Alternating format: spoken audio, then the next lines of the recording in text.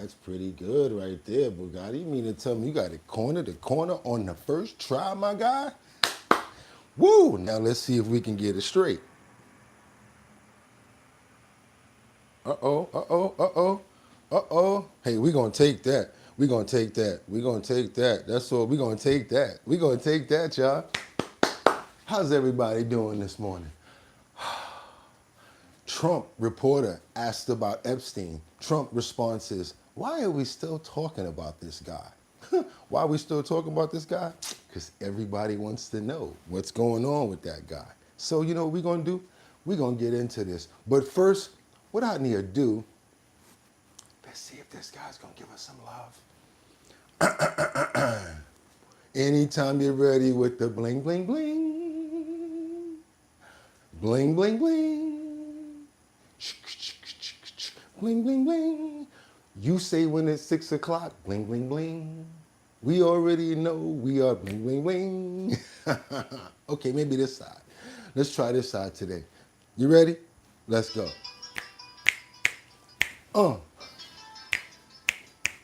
One more time.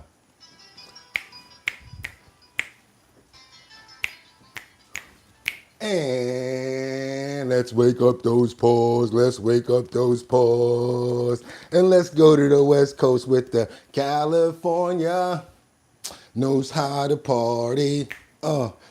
California knows how to party.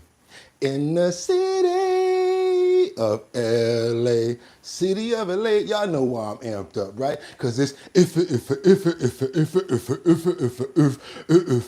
bump that beat. Thursday, July 10th. That's right, y'all. 2025.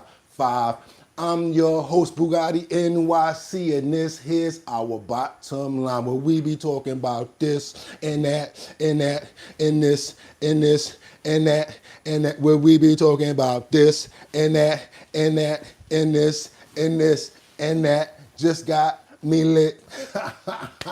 Yes, let's go. It's time, y'all. It's Thursday, July the 10th. I got it right, I know. 6 o'clock in the morning, and this is our bottom line. Y'all could have went anywhere, but the fact of the matter that you came here to chill with me, I appreciate you. Let's see who's in the building this morning. We got Mark Dorfman. We got Liberty and Justice. Good morning, Bugatti. Rainy day today in Massachusetts. Same thing in New York. Rebecca Lon Bueno from Grand Rapids, Michigan. Mark Dorfman, what's up, Rebecca? Liberty and Justice. We got Gonzalez from San Diego in the house. What's up, Gonzalez? We got Batty Lynn up in here nice and early. You know, she always got her cup of coffee or tea, and she's always chiming in from Detroit. We got Angels Among Us 214. Good morning from Denver, Colorado, up in the building. Mark Dorfman already said that. Who else we got up in here? We got Sky. What's going on, Sky? How you doing?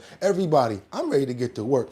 You know, I don't want to waste no time today because we got a loaded clip, and I know a lot of people are here today for what? This guy right here. Let me tell you something. I said to myself, any information come across this time stamp today, across my algorithm or whatever comes across my screen today, I'm putting it up because I know y'all don't be playing when it come down to that Epstein information. So y'all, we're gonna get into that, and I got so much more to get into. Hope everybody's having a fantastic day. It's Thursday, one more day till Friday for those that get the day off after tomorrow and get the whole weekend. So guess what we gonna do? I got 5 on it. I'm gonna stack 5 at y'all. We gonna look at those clips. I'm gonna come to the comments, and then we gonna keep on topic. But first, y'all know what we gotta do. Let's get into these titles. Yes, let's get into it right now. What do we have up on this board this morning? We have Trump. Reporter asks about Epstein. Trump response is, why are we still talking about this guy? There's a lot of people that feels as if he's trying to brush it up under the rug due to his somewhat affiliation. And some people just looking at it like it's time to let it go. What do you guys think? I'd like to know what your comments are on that topic because it's our header. Now we got to keep on moving forward. What else do we have? We have the latest details of Alvarado officer who was ambushed at the ICE detention center. Yes, you guys heard about that. We've got the clip for that. We've got a lot of situations with these ambushes going on. We've got these lone wolves going crazy. A lot of stuff going on, you guys, so we got to keep on going. Last thing we have in this clip is what? We have a bridge that collapses in India, killing 9, and there's a search and rescue that's investigation underway currently. That's right, a bridge in India. This bridge was really high. I'm talking about, it looked pretty crazy. It was on like pillars. One section of it just gave way, and you could see like the people in the water. Like it was a really scary situation. And like I said, we got the clip. We got to get into it.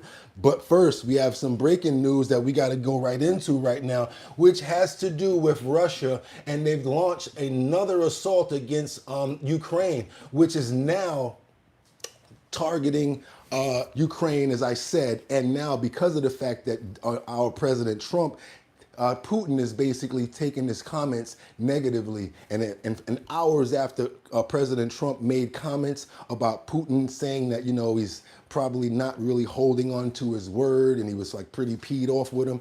This is what happened, you guys. Let's go. This was Putin's answer after the criticism. Putin responding with the largest airstrike on Ukraine since Russia invaded. Rachel Scott at the White House. Just hours after President Trump railed against Vladimir Putin, saying he's very nice all the time, but it turns out to be meaningless.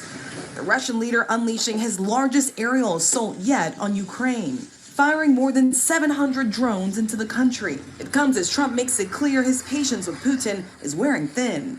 We get a lot of thrown at us by Putin, for you want to know the truth. He's very nice all the time, but it turns out to be meaningless.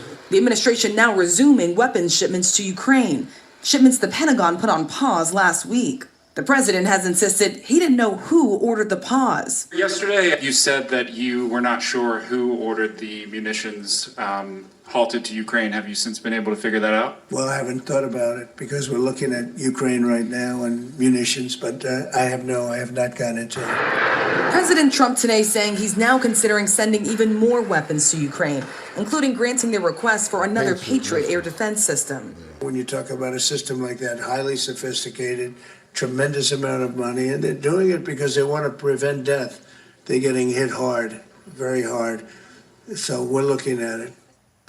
And David, President Trump has long praised Russian President Vladimir Putin. The question now, is this a real turning point in their relationship?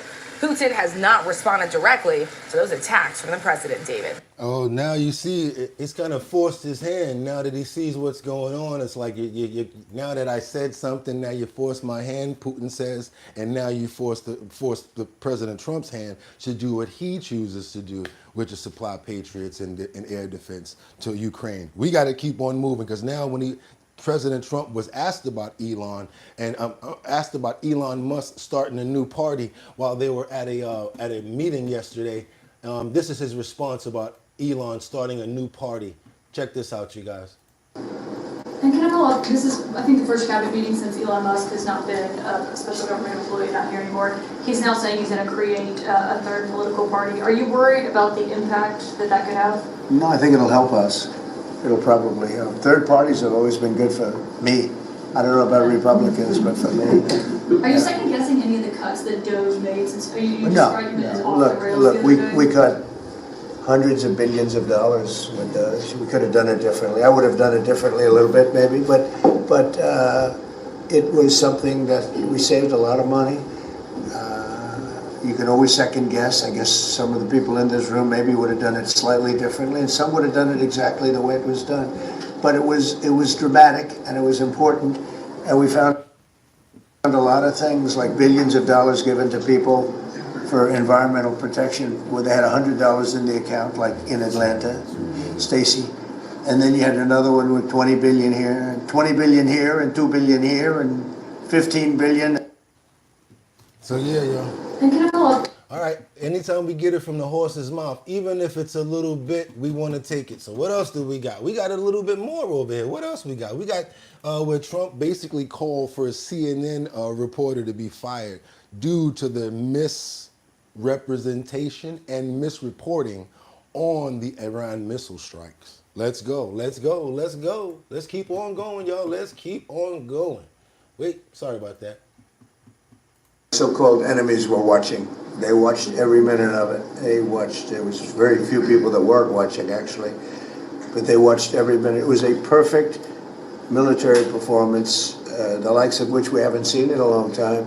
I mean, if you compare that to the same country, the hostages from years ago, Jimmy Carter, it was unfortunate for Jimmy Carter. He was a nice man, but with the helicopters going down, the sandstorms, the prisoners, they got captured, then the election and the prisoners and Reagan and all the problems.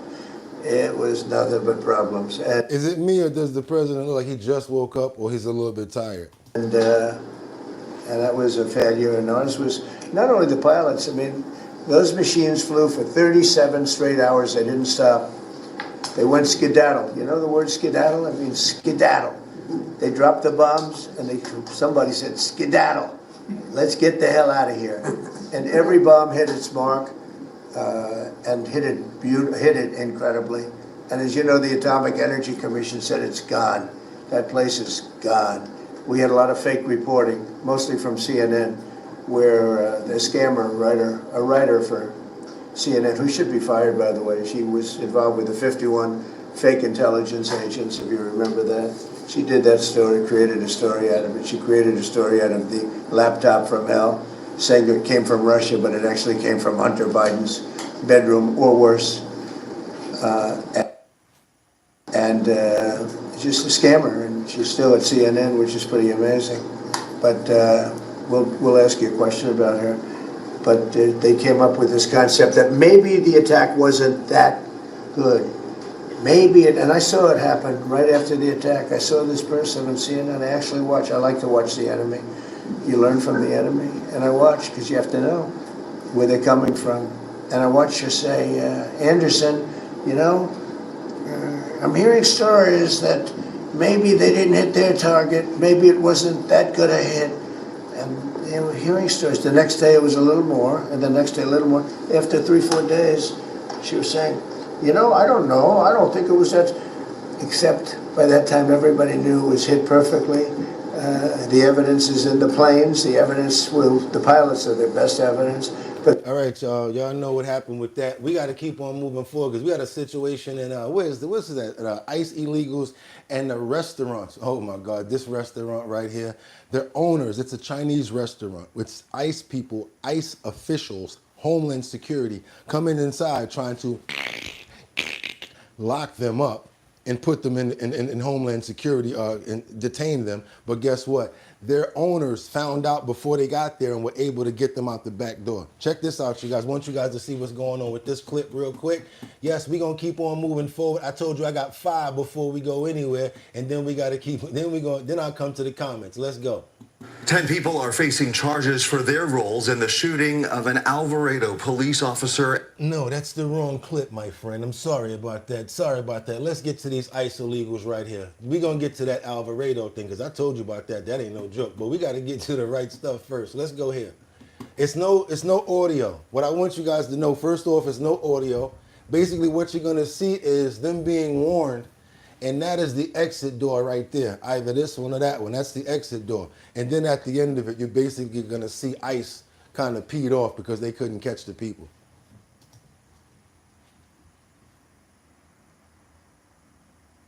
So that's them being warned. That's the owners opening the back door, letting them out, right?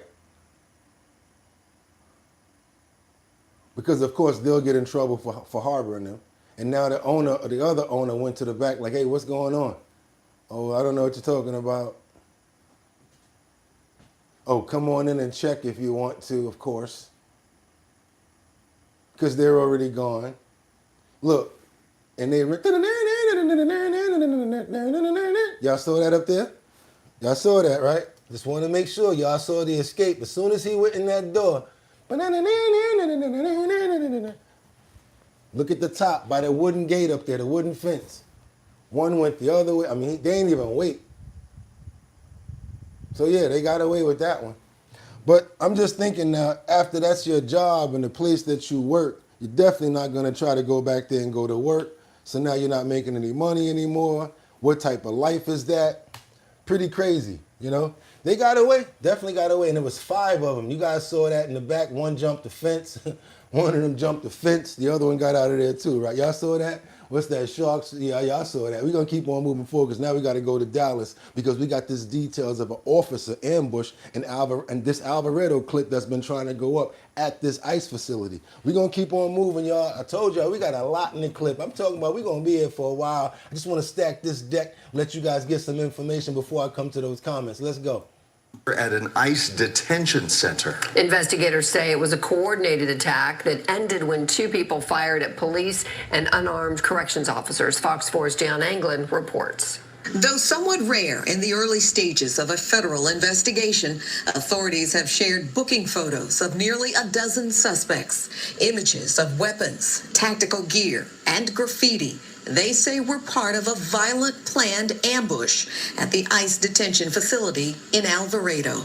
Clearly, the allegation is very strong. I spoke to criminologist Dr. Alex Del Carmen of Tarleton State University for his perspective on the case, which underscores an increase in violence against law enforcement officers in other cities and states, particularly surrounding immigration. One possibility is that they are related and that this is a national concerted effort, to go after first responders, which could always be. And they have not made that connection yet. The second possibility is that, in fact, this may not be related at all, and that these are simply copycats, that people are getting inspired to do this kind of harm on first responders because they're reading what's happening in other states. In Alvarado, July 4th, around 10:30 at night, a disturbance outside the Prairieland ICE lockup appeared to lure unarmed correctional officers outside. Investigators say a positioned gunman then began firing. A responding Alvarado police officer was shot in the neck. He is expected to recover.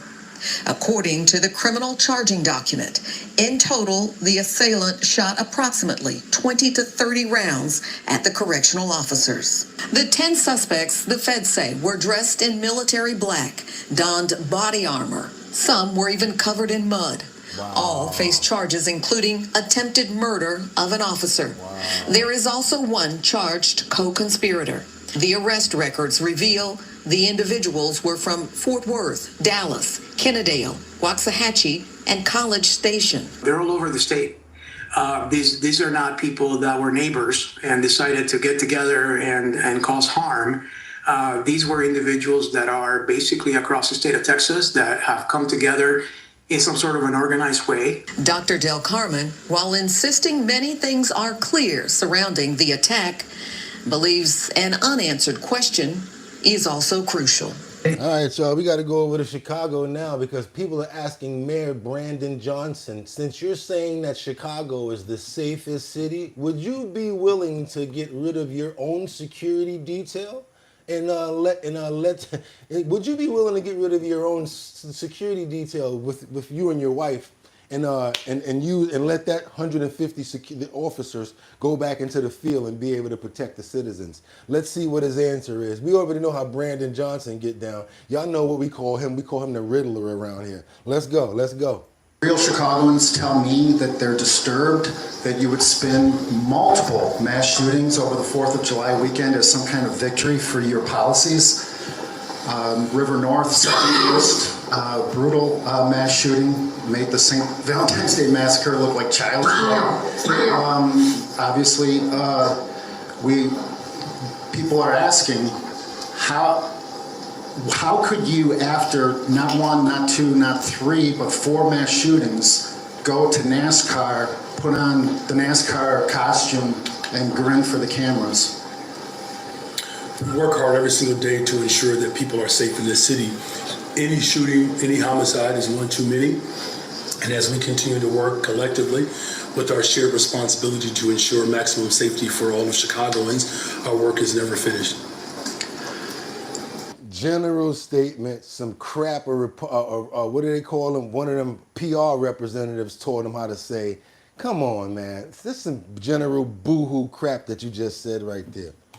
If you truly believe that Chicago is the safest city, and unlike people around the country who are saying that Chicago is the mass shooting capital of the country now. Just to follow. Would you and your wife Stacy be willing to cut your security detail from 150 sworn police officers and put those police officers back on the street where they can protect real Chicagoans? So we're very proud of the work that we're doing collectively to ensure that our police officers have the resources that they need. As I've said repeatedly, it's policing and affordable housing, it's policing and youth employment, it's policing and mental and behavioral health care services. It's going to take all of us, the business community, the philanthropic community. We're working collectively with Cook County government, the state of Illinois, the state's attorney as well. The volume of cases that we are pushing towards the state's attorney so that we can continue to close out these cases as we really drill down with our detectives division as they solve crime, as they get the evidence over to the state's attorney, gives her the ability to make the prosecution so that we can continue to deter crime in the city of Chicago. You could have just kept on saying Abaduba Baba Biba, Abaduba Baba Biba, Baduba, Bababa Diba Babuba, Badiba Baba. Because of the fact that the Baba Diba Booba is internally inside of the Baba Duba, that's what we're working on right now, because that's the focus. He ain't saying nothing but some crap that they, just running around in circles. Chicago, whoo, see what y'all dealing with, what y'all dealing with over here, boy. And y'all want to wonder why I call him the Riddler? He ain't, you ain't been on the show for a couple episodes, you ain't been around, but don't think that we forget how you get down around here. We already know, we already watch people, we on point around here. What y'all got in these comments for me? 150 police officers, he needs. Yeah, and Chicago is safe. Exactly. That's what I'm talking about. Okay, come on over to Nicole Wallace, who's going to break down some Donald Trump and Epstein problems over here. I don't know how many of you people probably like her. You know, I try to be well-rounded around here, especially, like I told you guys, we're going to get all the information out no matter where we get it from. So yeah, we're going to wring the rag out over here a little bit and see what Nicole got to say. And why the base tolerates all the destruction of norms, of institutions, of decency. What they get back from him is this fellow journeyman in sticking it to the libs, sticking it to the media, sticking it to the elites. And this seems very politically perilous for Trump to side with the institutions, the elites, the establishment, and the last Justice Department. Yeah, I mean, I think it's perilous. I don't know, Nicole. You know, I swear, you know, I just went on the interweb over here and I typed in Donald Trump, Jeffrey Epstein photos, and like on the Getty site alone, there's like 220 of them or something. Now I'm not sure all those are actually pictures of the two of them together, but there's a bunch of them together. You know, these pictures have been circulated. You know, the Jeffrey Epstein Donald Trump connections are, and again, I want to be clear, I said before, there have been noted business people, Democrats and Republicans who have all spent seedy, unseemly, and disturbing amounts of time with Jeffrey Epstein during his heyday. But Donald Trump, for 20 years, went back and forth between New York and Mar-a-Lago with Jeffrey Epstein. They shared private planes together all the time. They hung around together all the time. They eventually had a falling out over a real estate deal in Florida. You know, those pictures are on Twitter. They're everywhere, the pictures. There's video of Trump dancing, doing that, you know, white man's overbite and doing his disco funky chicken or whatever he thought it was, you know, right next to Jeffrey Epstein, surrounded by all these women.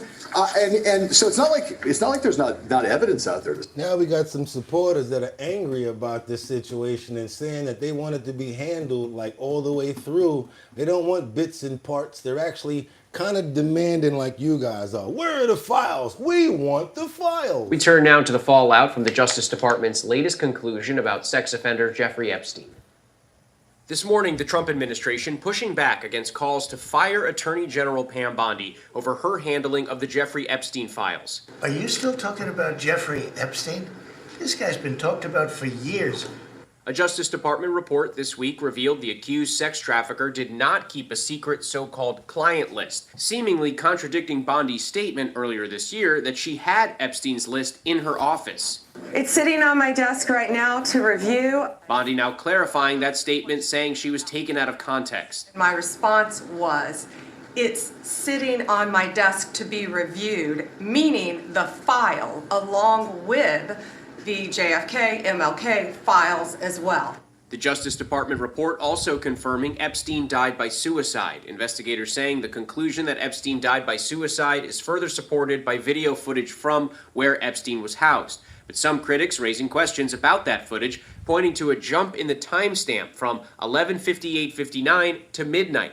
Bondi, when asked about the missing minute, said the videotape glitch happens every night and is not a sign of tampering. Still, some Trump loyalists not happy with these explanations. The only other explanation that I can think of, again, maybe you've got another, is that intel services are at the very center of this story. Elon Musk also critical, posting, "How can people be expected to have faith in Trump if he won't release the Epstein files?" President Trump yesterday dismissing the speculation. We have Texas, we have this, we have all of the things. And are people still talking about this guy, this creep? Elon Musk previously claimed the president was listed in Epstein's file, but Musk later deleted that post. And guess what? Look at that hottie. And guess what? That was number 5. I'm coming to the comments. Yeah, that was 5. What y'all got for me in these comments? Okay, Diddler Pedo. Peggy says, so why is Ghislaine Maxwell in prison? Liberty and Justice says, missing minute, question mark. Quincy Jones, why y'all keep bringing up Button? Okay.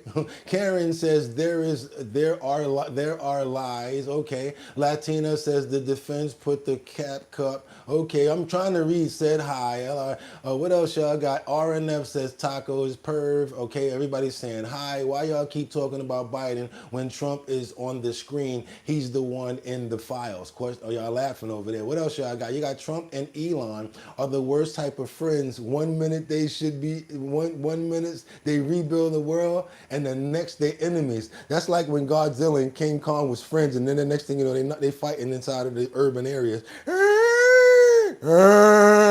Ooh, you know what I'm saying? Liberty and Justice. I think this is a ploy to convince the Democrats to also want the list. What else you guys got over here? Ooh, y'all getting busy. I told you y'all want to know about this. Did the victims victimize themselves? Don't release the list. Says Lard, I don't know what that name says, Lard Nuts. Okay, that's funny. Yo, what you talking about on here? We're talking about Epstein because everybody's really serious about Epstein. And if you guys are serious about the show and you appreciate the content that we're giving you, and we're loading you guys up, giving you every single everything I could have found about Epstein. I promise you I showed you everything. Do your boy a favor and double tap that screen to get those likes up, because now we got to go on over to where we going? We're going back to Trump again. We got some situations going on with Benjamin Netanyahu, where the Zoran Mamzami, who I think is going to be New York's next mayor. I'm hoping that it doesn't happen, but I think that he's going to be the next mayor. He actually said that if Benjamin Netanyahu comes to New York, he's going to get locked up and he ain't letting him out. Can you believe that he said that? He said he going to arrest Benjamin Netanyahu if he come to New York. And you know, I had to get every part of it, and I wanted to hear the responses from Benjamin Netanyahu as well as Trump talking about he going to get him out. No, you. Oh, me? So this is a question for the Prime Minister. The likely next mayor of New York City, Zoran Mamdani, the Democratic Socialist. Hold on, let me turn this up. The likely next mayor of New York City, Zoran Mamdani, the Democratic Socialist, has been a vocal critic of Israel and of yourself, and has said he would arrest you if you came to New York City if he was mayor. Is that something you take seriously, or are you concerned about that? Do you have a response to that? Yeah, no, I'm not concerned about that. I'll get him out. Look, there's enough craziness in the world, but I guess it never ends. I mean, you have this is phony, and it's it's silly in many ways because it's just not serious. But what is serious is the question I was asked before. You know, after October 7th, people said the Palestinians had a state, Hamas state in Gaza, and look what they did with it. They didn't build it up; they built down into bunkers, into terror tunnels, after which they massacred our people, raped our women, beheaded our men, invaded our cities and our towns and our kibbutzim, and did horrendous massacres, the kind of which we didn't see since World War II and the Nazis, the Holocaust. So people aren't likely to saying, let's just give him another state, it'll be a platform to destroying Israel. We'll work out a peace with our Palestinian neighbors, those who don't want to destroy us, and we'll work out a peace in which our security, the sovereign power of security, always remains in our hands. Now people will say it's not a complete state, it's not a state, it's not that. We don't care. You know, we vow never again. Never again is now. It's not going to happen again. So we'll see you in New York next year? Oh, well, look, I'm going to come there with the President Trump, and we'll see how do you know who the mayor will be? I don't know that. Do we know that? He's going to be very fine, and who knows, we don't know who the mayor's going to be yet. Yeah, we do. We do. We got the Costanza effect going on over here. Anybody ever watch Seinfeld? We got the Costanza effect over here. That means anything George Costanza wants, it goes the opposite way. And what we really want is anybody but this nut job. So you know what's going to happen, right? Okay, to MAGA is America great yet. Okay, what we got over here? Eric says, day one, prices go down, wars end, and we can't stop losing. Laugh, laugh. Where the hell is day one? No reply. We do. Jason says, okay, got the devil over there. Yes. Okay, everybody's laughing. Okay, what you got over here? Quincy Jones, to MAGA, is America great yet? Okay, duh, man. It's not like, what's this? Avondale was a black community in Chicago, built by John Brown Dawson. Okay, dropping bombs. JB, how do Palestinians change a light bulb? They can't. Epstein took it. Oh, come on now. Hidden Element says, I hope what's wrong with my eyes this morning? I hope the Mama Dami arrests. Okay, Sadayu. Okay, we're going to keep on going, you guys. But what do you guys think about what he just said about arresting Benjamin Netanyahu and Trump saying, I'll get you out? Now, we got to go on over to Jacksonville because we got a situation that's going on where they're saying that we're not going to tolerate the Mongolians. Anybody know who the Mongolians are?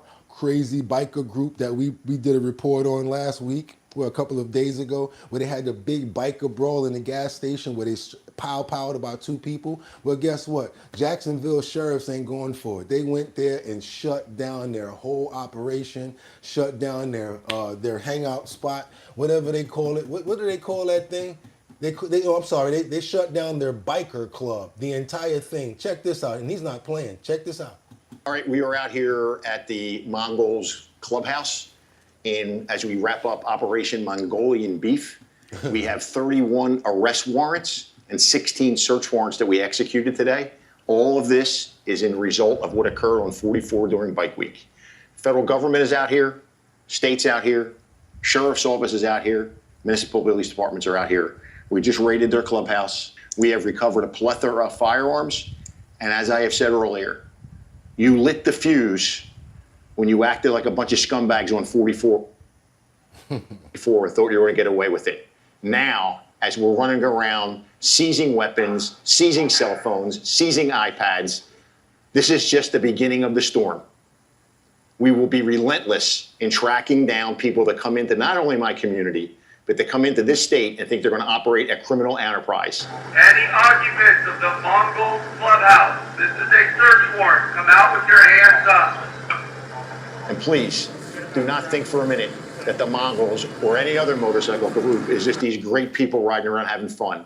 The Mongols are recognized nationally as a domestic terroristic gang involved in extortion, murder, violent crime, theft, burglary, drugs, and they're recognized internationally. Wow. So today, law enforcement takes back the streets, and thank God nobody was killed out there. We know there were at least 7 guns out there and 4 shooters. You had people getting gashed. You had kids inside of the gas station. We're not going to tolerate this lawless bullshit. We are coming to get you. Now, how'd that happen? They're going to show you how it happened.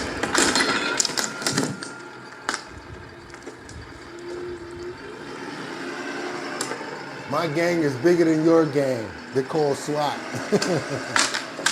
Not my gang, but that's what he's saying. He's like, my gang is bigger than your gang. Okay, what y'all think about that right there? The Mongols, they getting kind of getting hit after they did that craziness at 44 at that gas station. What y'all think about that? Okay, what else? Happy Mellow says we got death angels in this, and the stories people know about them are really bad for those who got daughters. Okay, okay. Kelly with the glove says good morning. How you doing? Good morning, Kelly. The Mongols are very welcome armed. Okay.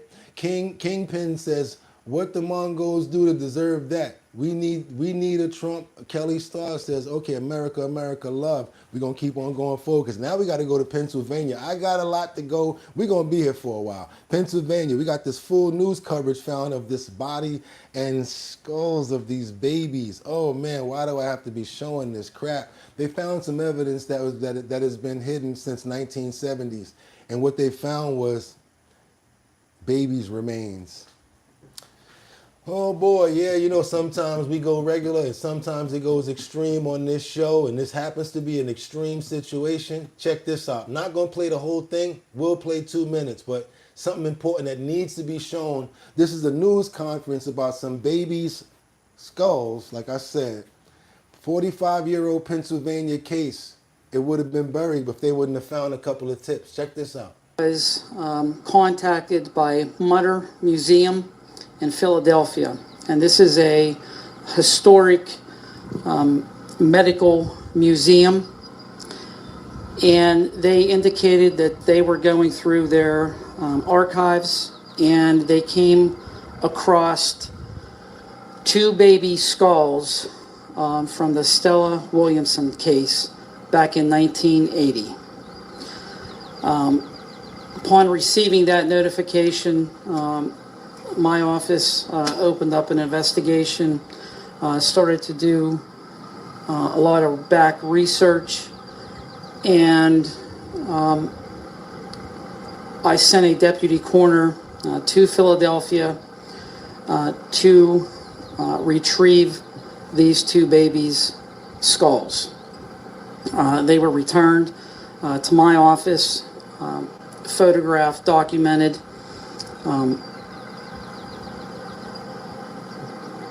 This case occurred again back in 1980.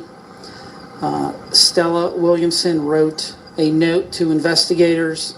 That sealed envelope was opened after her death. Investigators were notified and responded to the residence. The note indicated for investigators to look in a trunk up in the attic area.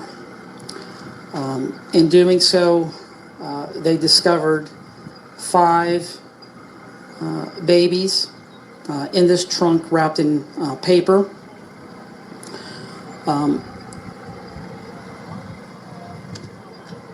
Forensic autopsy was performed out in the Philadelphia area, and upon completion of that autopsy, it was determined that 3 of the babies were strangled. Those deaths were ruled a homicide. 2 of the babies' deaths were ruled undetermined. All right, guys, again, this is called Full News Conference. Found skulls. It's hard for me even to say it. Part of 45-year-old Pennsylvania case. Part of 45-year-old Pennsylvania case. Found baby skulls. That's right. If you guys want to look at this entire story, you can. Just something that I wanted you guys to see because the main part of it has already been talked about. The research, the case, and what they found. You guys want to keep on going into it. It's about 17 minutes more of that information right there. But we can't because I can't let everybody, you know, everybody doesn't want to see 17 minutes of somebody else's show. Terrible situation. We want to pray for all of the souls of all of the babies who lost their lives. It's a terrible situation. And we pray that those souls were led into heaven. We ask this today in Jesus' name. Amen. Amen. Now we got to keep on moving forward. Yes, we have a lot of breaking news A lot of bad and a lot of good. We're going to get to the good, guys, but we got to get to the real stuff that's happening, especially when it breaks, when we finally get to know what's going on. Somebody here might have known about that case and was wondering, wow, that's what happened. You never know. That's why we try to get those small stories out, and we use our platform for that. We're going to go over to India now, where there was a bridge that collapsed and it killed at least nine people. There's a search for survivors going on. This did happen yesterday. If I could get some new information about the progress of what's been going on, I'll definitely get to that. But check this out, you guys. We got this bridge that collapsed in India. Imagine being able to build anything just by thinking about it. Meet Base 44. Now, this is already a scary looking bridge to me because it has no guards. Bridge collapsed in India and kills 8. All right, what else we got here? Now, if you guys can see, there's a search and rescue going on for the people in the water.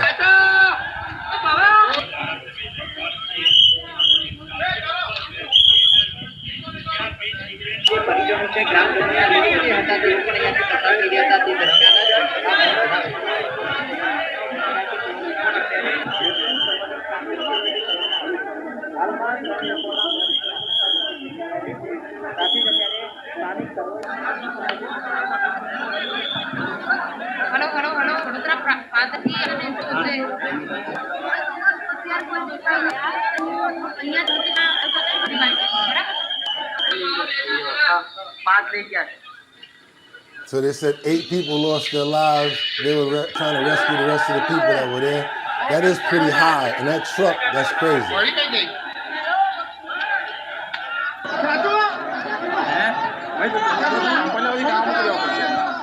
Everybody's helping. I like the way everyone's helping. Everybody's helping.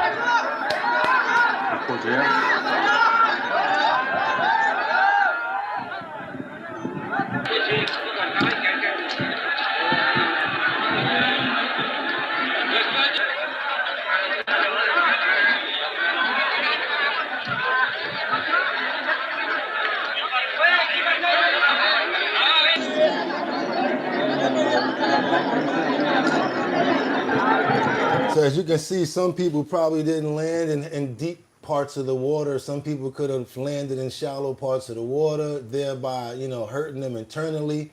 I mean, there was like, in India, people do walk across those bridges. You see them with those big like bushels on their head. So there's no telling how many people were probably walking on the side over there. You see that big truck was over there. Imagine being in that big truck and that happened. And you like right there, like, what you gonna do, jump back? Oh man, that looked crazy over there. Oh my God, that's crazy. Mr. Rogers always said, look for the helpers in tragic situations. Good one, okay. Sky Rom says they need so much help with help. Yeah, they sure do. Lovely, you got redacted. What else we got? Experience, okay, I can't, experience says the country is something else. But guess what?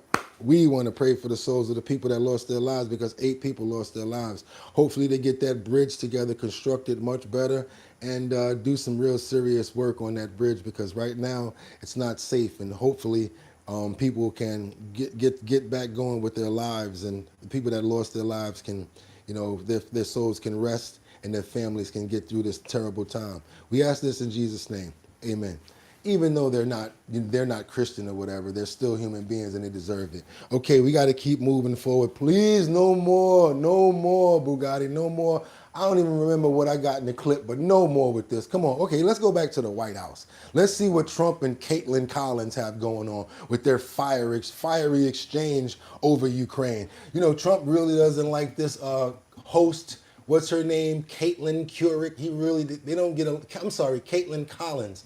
They have a nasty type of exchange, but you can see that they're like, trying to be professional about it, both of them. Check this out. Mr. President, you want to send more weapons to Ukraine, as you said last night. Last week, the Pentagon paused some shipments of weapons to Ukraine. Did you approve of that pause? We wanted to put defensive weapons because Putin is not treating human beings right. He's killing too many people. So we're sending some defensive weapons to Ukraine, and I've approved that. So who ordered the pause last week? I don't know. Why don't you tell me?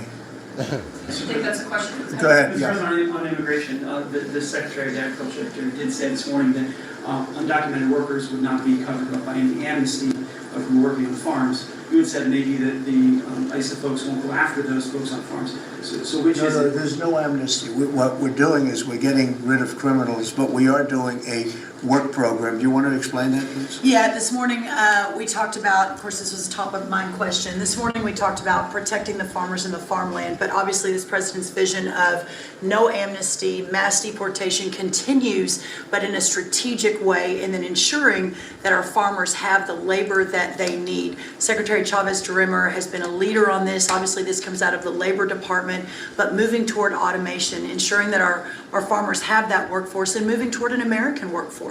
So all of the above. We've got to give the farmers the people they need, but we're not talking amnesty.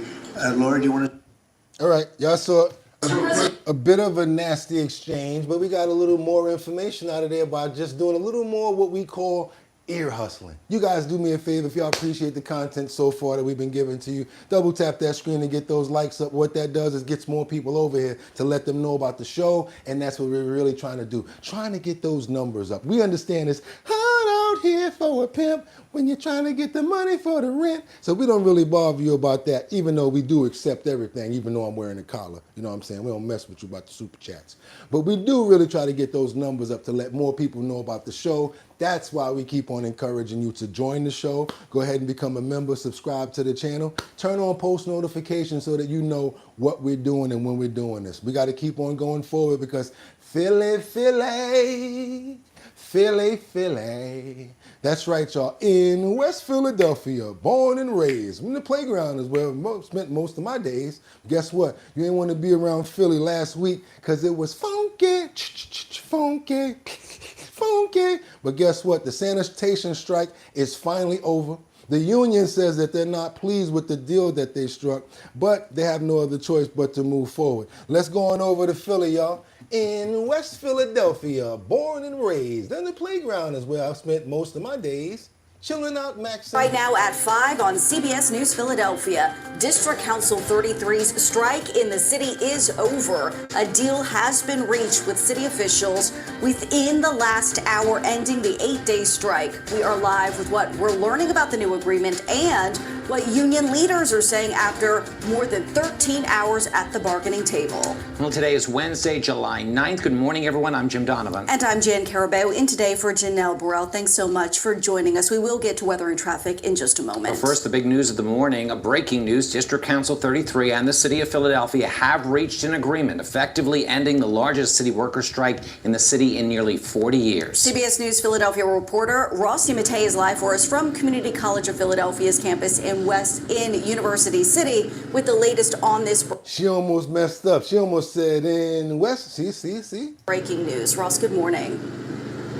Good morning, Jan and Jim. News of this deal between District Council 33 and the City of Philadelphia broke right around 4 o'clock this morning, so just about an hour ago. And we were here to greet members of DC 33 as they walked out, led by their president, Greg Boulware. We were expecting us members of the media for them to give us a statement on camera, perhaps even excited about reaching a deal to end this ongoing strike.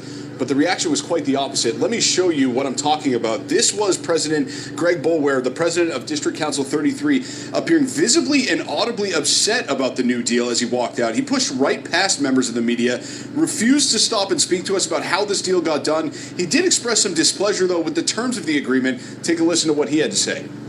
I'm not happy or satisfied with the outcome. Workers will be back to work as soon as they can get there. The strike has ended, so workers are to be expected at work tomorrow, or this morning, I guess you could say.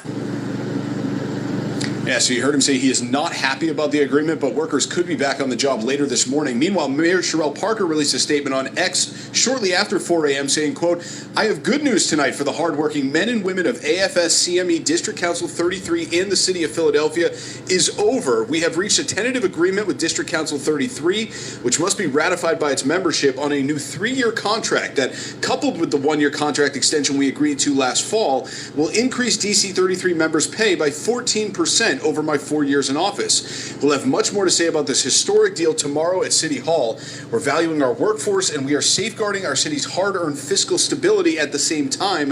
The strike is over! Exclamation point. So you see the difference in tone between the city as well as members of District Council 33 who are... That's because the city is the mayor and she's talking politically, and the other people, that's the ones that got to get out there and clean up all that funky garbage. Okay, that's the big difference. She's over there like, yeah, blah, blah, blah, flowers, roses, kissing babies. Meanwhile, they out there, oh, Rio, yo, yeah, they got to deal with one part of it. All she got to do is look good, trying to act like she has something to do with the situation getting cured. Okay, you guys, we're going to keep on moving forward because we know better. Let's go on over to Sheep's Head Bay where we see this 90-year-old man who got struck by a moped and left on the ground. Yeah, for XXXX. They just left him there. The guy that struck him got back on his moped, drove off, and they looking for him. That's about it. That's how it goes down. No police, no patrol, and that's how it is in New York. So don't get surprised when you see something like this, even though, you know, it's not something that happens on a daily occurrence. It could happen. So let's get into it real quick. Check this out. The search is on for a hit-and-run moped driver in Brooklyn. He struck and killed a 90-year-old man out for a walk. Making it worse, that moped driver initially stopped right after the accident, but then instead of tending to the victim, he took off. Eyewitness News reporter Josh Einiger with the latest on the investigation in Sheepshead Bay. It's a busy intersection at all hours. Mopeds mingling with cars as people try to cross. 14th and Avenue U isn't that much different from any other corner of South Brooklyn, except for the sudden and tragic turn here Tuesday morning. In video obtained by Eyewitness News, you can see 90-year-old Sia Jouot as he approached the intersection on foot and crossed against the light, but looking in the direction of traffic, somehow unable to miss the moped bearing down, its rider apparently distracted. With the victim motionless on the street, people stopped to stare, but no one helped. The driver of this car slowly pulled away, and the rider of the moped, the rider who slammed into the man, waited around a while before getting back on his bike and riding away. Jouot, who survived 9 decades, died at the hospital. The victim's family, understandably, is too devastated to talk about their loss tonight, but police are hard at work trying to find that moped rider who slammed into a man crossing the street and left him for dead. In the Sheepshead Bay section of Brooklyn, Josh Einiger, Channel 7, Eyewitness News. I guess the police were right. I had an accident myself about 2 months ago. That's why my motorcycle is down right now. I'll be honest and tell you guys exactly what happened. Same sort of a situation. But this was on a bridge, like the lip of a bridge. This guy runs out with a shopping cart full of cans. There's no way I can get away from him. I'm doing about 15 trying to break it down before I get to the light. I hit the cart. He falls down. He hits his head on the ground, splits his head open. My motorcycle cost me a lot of money, but the shock from that, I was just like, I mean, it messed up the side of the motorcycle, tore the fairing off and messed up the light. I took the bike and threw it to the ground. Went straight to the guy because of my compassion, the person that I am, and was worried about him more than the motorcycle. So took care of him and everything like that, sorted his damages, made sure that the ambulance came, and then after that took care of the motorcycle. Can't do anything like what you just saw. And the police officer even said it to me. He said, "You still here?" I said, "What do you mean?" He said, 9 times out of 10, most of the time when we come to a motorcycle accident, the motorcycle was never there. They never hang out. They never wait. I don't think that that's morally correct. I don't think that that's responsible. Also, I wasn't wrong. How about that? That's the main reason why I stayed. You popped out of nowhere. I hit you. What do you expect me to do? And you're at the lip of a bridge where I can't see you at. You know what I'm saying? Now, this gentleman here, I paid attention. I saw when he was riding that moped, he was looking all the way to the left. Wasn't even looking into the lane in the area that he was going into. Let's call it what it is. Police, they don't even mess with certain motorcycle riders anymore. They really mess with those moped riders. Why? They don't have no plates. They don't have no helmets. They drive like they're crazy, like a bat out of hell. The delivery drivers are crazy. And the ones on the electric bikes are even worse. So you guys tell me, anybody in the comments, you ever dealt with having to get out the way or seeing something crazy going on with a moped rider? A lot of times it's their fault. Not only that, he should have stayed there and at least comforted the person, tried to help them out some kind of way. Where is your heart? Want to know what you guys got to say in the comments. Okay, what do you got? A deer hit my Saurus, Harley. He's okay. Okay. What else you got? You got Jeffrey Spiker that says that's disgusting. No moral people anymore. Pedco says that needs for speed can be deadly. Liberty and Justice says agreed, Jeff. What else you got over here? You got there's cameras everywhere. Follow the path of the rider. They're gonna catch them. They drive like Indians. Ooh, okay. Yeah, that's crazy. This is what I'm trying to say. It's not. That's another thing. What would you think? How would you feel as you leave? Would you be nervous? Or no? Oh my God, I wonder what happened to that person. Or where's your sense of that? Am I going to get arrested? Do they have me on video? Because once you leave the scene, whatever you said, you're guilty now because you left the scene. They can say whatever they want, especially motorcycle riders. I'm telling you, because they already frown upon you. So the best thing for you to do is follow the law, drive the best way you can, and care about people. Don't do something like that where you hit somebody and you keep on moving. You don't do something like that. You have to have respect for respect for people, and care about people. That's what the road is about. It's about respecting and being safe on the road. So we want to pray for this person that lost his life, 90 years old. Yes, he should have been more smarter and more careful about looking back on both directions as he crossed the street. But we need people to be more careful about the way that they're driving these mopeds. We ask for his soul to be accepted into heaven in Jesus' name, and that his family can get through these terrible times. As you can see, they're going through a lot right now. They said 9 decades this man lived, and to die by getting hit by a motorcycle it's very tragic. So we ask for peace and resolve in their lives and to continue to keep them strong. We ask this in Jesus' name, amen. Terrible situation, you guys, terrible. Sad to see that. We got to get on over to Romania now because we got this new explosive attack on commercial premises. Yes, we do Romania. We go everywhere where there's news due to extortion. So we got these guys trying to extort these Romanian commercial business owners, and the way that they're doing it is kind of like the old school way in the karate flicks. Hey, damn you, you're going to pay us or you're going to have problems. And then at night they come do something crazy. Yeah, Romania, let's go. Whoever's in Romania or knows somebody from Romania, it's going down out there, y'all. A new extortion attack shook the tranquility of the business in Brâncovești, Romania. On Monday night, a motorcycle parts store located on Carrera 28 was the target of an armed attack. 5 shots hit the store's facade, causing panic among residents and workers in the area. At around 10:30 p.m., criminals on a motorcycle hit the business. They are approaching the victim. Since we learned of the incident, the victim had apparently been extorted by a criminal organization that we have prioritized and identified. At this time, we are carrying out all the investigations to approach the administrator and the owner to receive the complaint. We already know what these individuals are doing, and in the coming days we will provide the respective results to combat this scourge of extortion. The police authorities were present at the scene to collect evidence and begin the corresponding investigation. So basically, they're not having it no more. They like, look, this ain't no 70s, 80s back in the days where you could just be pow-powing and thinking it's going down just because it's Romania.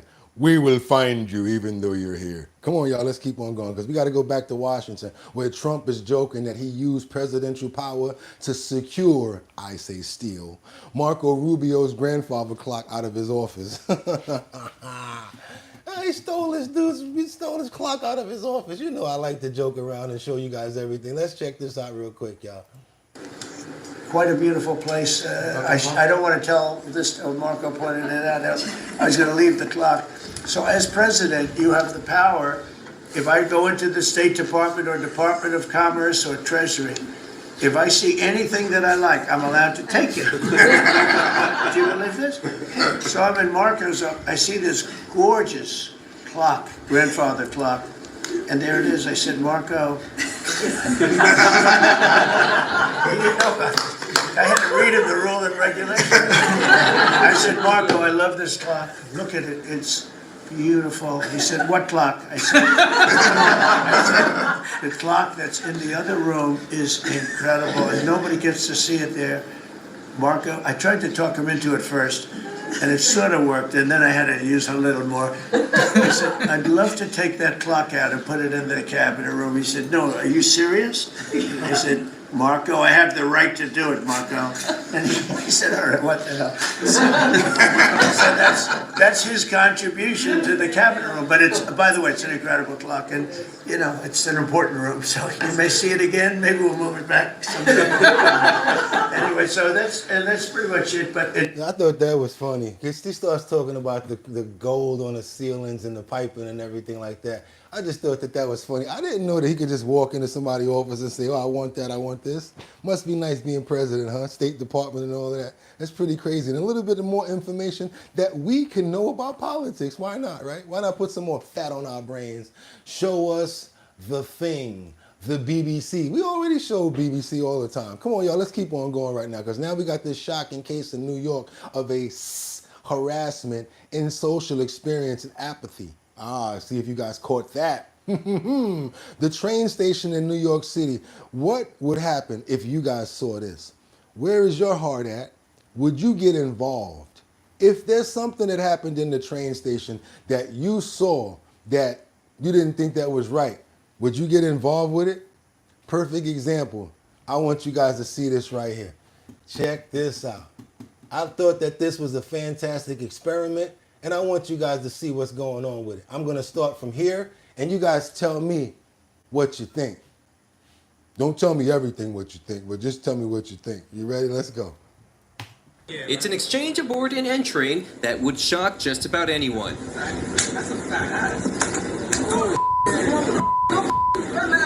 A woman fights back after being slapped on the rear end by a fellow strap hanger. The subway car left stunned.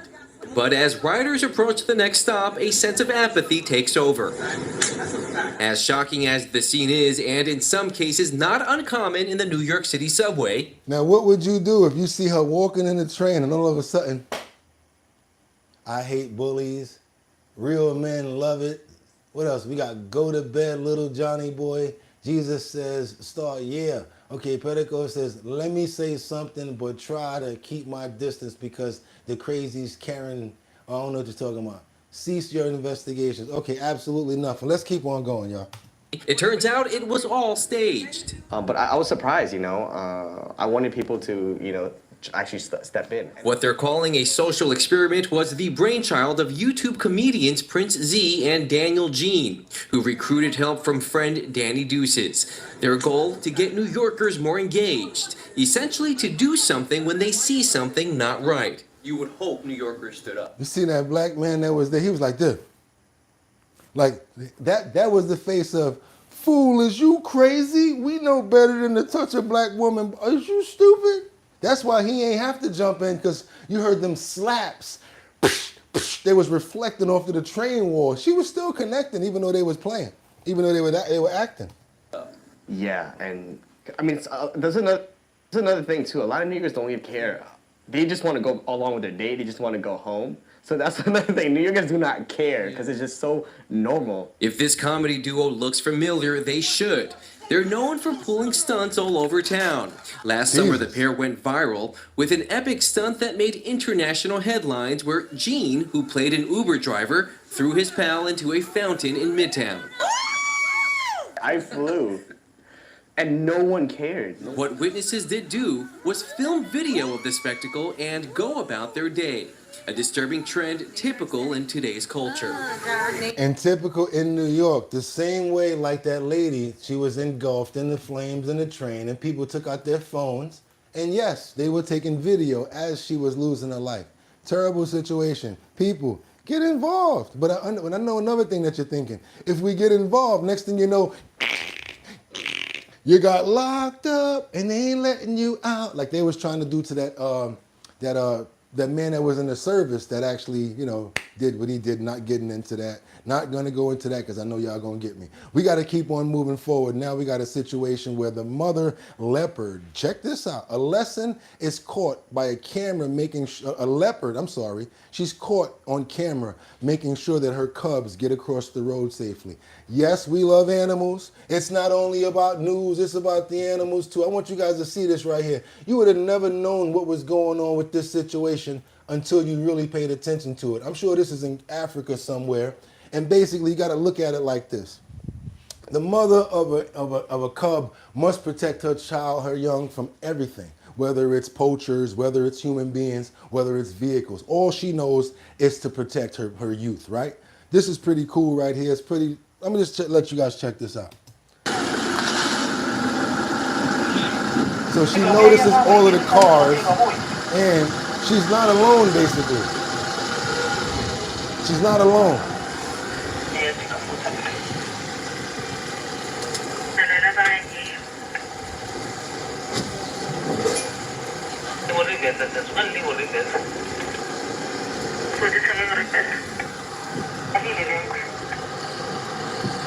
Everything that she's doing, it means something. Everything she's doing.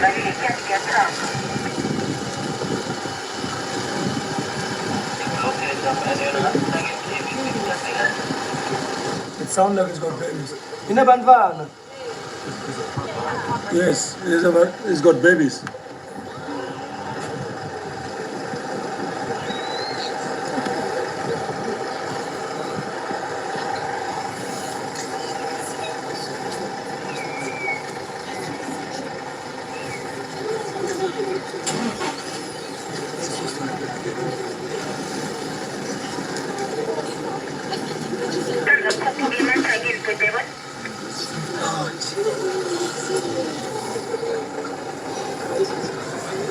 That's called a mother's love. No matter what, she went out there in a line of fire, no matter what it was, to get her babies and make sure that they crossed the road. Why did the leopard cross the road? To get her babies to the other side. Keep on moving, y'all. Keep on.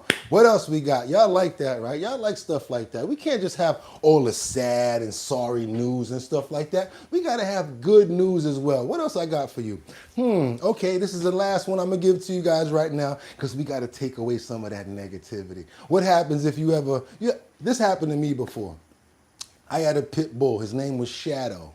Pretty strong dog. He was in the backyard one day. Someone came back there and was trying to hit him with a stick. He grabbed the stick and broke it. They tried to pick up the stick. He got a hold to them. And he wound up in the pound. I had to go get him. Couldn't find out where he was at for like 3 or 4 days. So I'm wondering, I'm in the house like, where's Shadow? Where's my dog? Where's my dog? Something said go to the pound. I went to the pound. And he was locked up in the pound. It looked like he was arrested. You ever go get your dog from the pound where they be arrested and you be looking at him like, what did you do? So they said, you know what? He didn't do nothing wrong. He just got off his leash. So you can take him. I said, wait a minute, but he did bite somebody. They said, but guess what? The guy admitted to trying to hit him with a stick, and he caught him after he hit him with the stick. So once he admitted that, dog's not in trouble. So I looked at the dog like, okay, so you're not guilty by reason of self-defense. Got him up out of there. But boy, was he happy when he came home. And when they see you, if you ever go get your dog when they're at the pound, it kind of goes down like this a little bit. Y'all seen these videos before, and I love to see them. When they realize that their parents are there to pick them up. She's been missing for 4 months. Kelly! Now, this is my favorite dog. I love pit bulls, so I can do this all day. She doesn't realize it's her parents yet. This is my favorite part. Now watch her tail. It's always the tail that gives it up. That's it. The helicopter is gone. It's over. Helicopter. I could watch this all day. Let me get the prank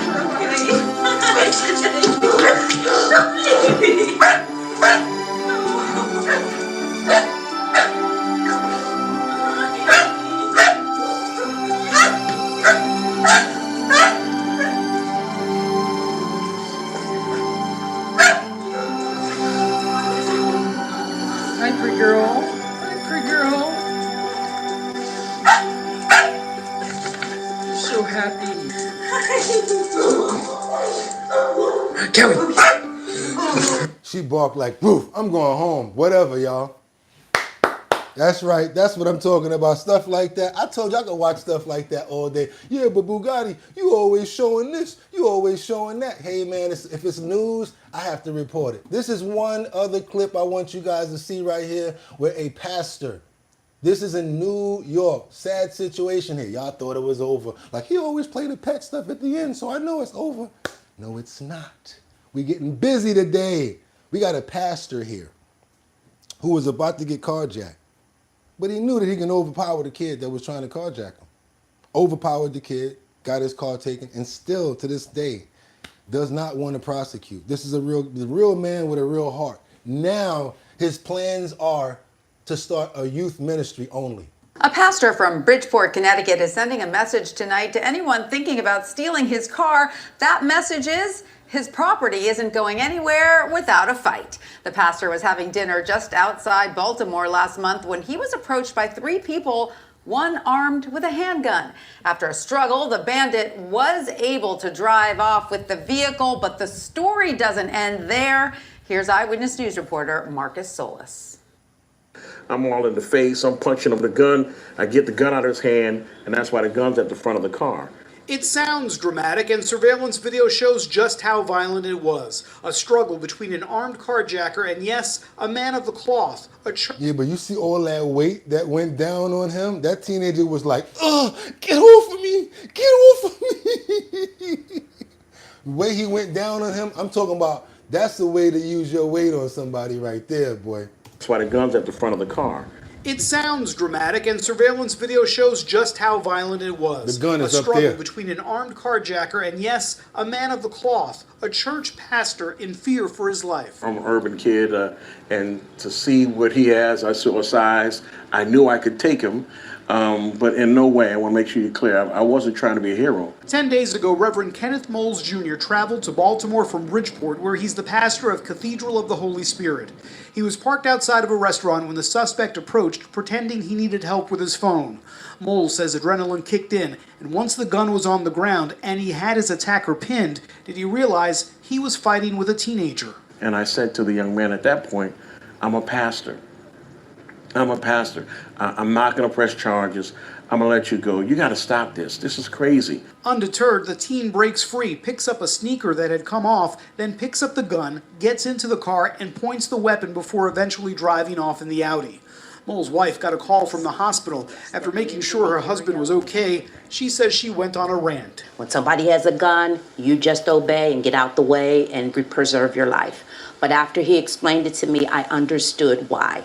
There was a chance that the gunman could have shot him anyway. The 53-year-old, who will be elevated to bishop next year, says he's already forgiven the 16-year-old suspect who was arrested a short time later. I'm more hurt as an African-American pastor that once I let him know I was a pastor, that he didn't care. He had no reverence for me, didn't honor the office of a pastor. A 15-year-old and a 19-year-old have also been charged.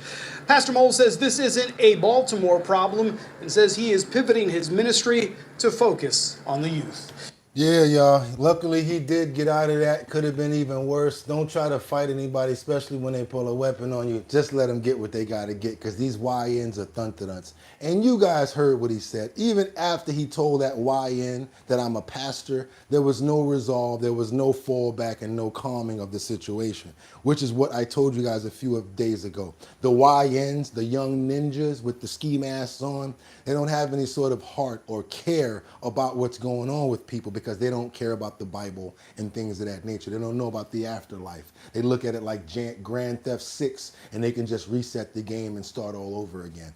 And we want to give thanks to Liberty and Justice for the $1.99 Super Chat. We're about to have a marathon of Super Chats right now. Everybody just go ahead and send $1.99 right now. Go for it. This is your chance right now. Send a whole bunch of $1.99 Super Chats right now. Be just like Liberty and Justice. Thank you for that dog story. Melted my heart. Thank you so much, Liberty and Justice. Guess what? Because I love dogs too. I love them, I love them, I love them. To the point where I was going through Facebook yesterday and I saw this this is a rescue. They're losing money and they really need some help. I know you guys don't like to donate to me because it's probably like that, but hopefully if I put up something in the area where we can donate to a dog rescue or something like that, you guys can help out, because it'll be something that would really be appreciative, because right now, you know, there's not a lot of people helping out when it comes down to rescues and dogs and things of that nature. So we got to try to do whatever we can do to try to help out. ASPCA, I'm thinking about going to the ASPCA and volunteering to walk the dogs or something like that, depending on what it takes, putting that on video and maybe showing that and sharing that with you guys. You know, whatever we can do. If we really love something, if we really care about it, we should actually look out for it and try to invest, even if it's small, because of the fact that small investments, once they're accumulated, actually equate to a decent amount. So if everybody can put up, like, let's say a few dollars or something like that to donate to a rescue that you know is doing what they're supposed to do, that's a win-win situation right there. That's a win-win situation right there. And with that being said, y'all should go on over to the comments and make some of that money, money, money, money. Because right now we got about $750 worth of surveys that you can make some money off of. You'll make some money and I'll make some money too. Also, if you guys have a business, you might be a mobile barber, mobile detailer. I don't know what you got going on. Send us over your promotions at bridgethisllc@gmail.com. 1080 by 1080, and we're gonna put that in the post notification area so that our 35,000 plus subscribers can see your promotion and get you some more business. Also, you already know what it is. On the 26th of this month, we got that Show Your Talent search. That's right, it's gonna be at 518 Throg's Neck. That's at the superstore, the liquor and wines superstore, right before the Throg's Neck Bridge. It's a huge store, and what are we going to be doing there? We're going to be doing a tasting as well as a sign up for anybody that's trying to make that $250 in the Bronx. Come on over to the store in Throg's Neck and see if you can show your talent and let us see what you got. And you could probably win, boom, $250. Bronx, Manhattan, Brooklyn, Queens, Staten Island. And after it's all over, one location in Manhattan, one person is gonna win $1,000. I'll be hosting the event. That's your boy Bugatti NYC, sponsored by Big Drip Hard Punch. You guys want to be a part of that talent show? All you got to do is go over to the website, www.drinkbigdrip.com, and you're going to see in the bottom there's a mailing list you join. Just put your email address in there and say that you're 21 years old, and guess what? Boom, you're already signed up to the Show Your Talent search. And also, I need to know what borough you in, because we're only doing it for New York currently. Thank you, Tiffany, so much for the $2 super chat, and we appreciate you so much for the love. And with that being said, you guys, y'all already know what it is. Y'all have a fantastic Thursday. Get out there and drink some water. Make yourself smile for no reason. And guess what? Problems present opportunities. You guys got to understand that. I got a problem right now. You know what my problem is? Not making enough money. So you know what that's making an opportunity for me to do? Harder work, find smarter ways to do what I got to do, and focus. You know the problem, so now you focus on the solution and you just get to it. Don't even just have your blinders on and focus on what you got to do. And that's what you got to do to keep it moving forward. We want to also thank Tigress for the $2 super chat. Another animal lover. Thank you so much. We already know we got a lot of animal lovers in here. And what's great about life and what's great about people, I'm going to leave you guys on this, what I found out. Due to the fact that I love animals, I guess it comes off like that people that actually love animals can see it. And that's why we're a collective here. And we have a heart. So that means that a lot of people have class here. A lot of people have resolve. That means that you have respect. You have care for others. And that's why I always come here and I do what I do, because when people love animals, that's a lot of consideration. And that's a big thing right there. To care for something that you don't even have to. That's a big deal of your boy Bugatti NYC. And with that being said, it's your boy Bugatti NYC, and like I always tell you, y'all could have went anywhere, but the fact of the matter that you came here to chill with me, I appreciate you. So until tomorrow, 6 o'clock in the morning, Friday, get 'em. See you guys tomorrow. Peace. Ha ha.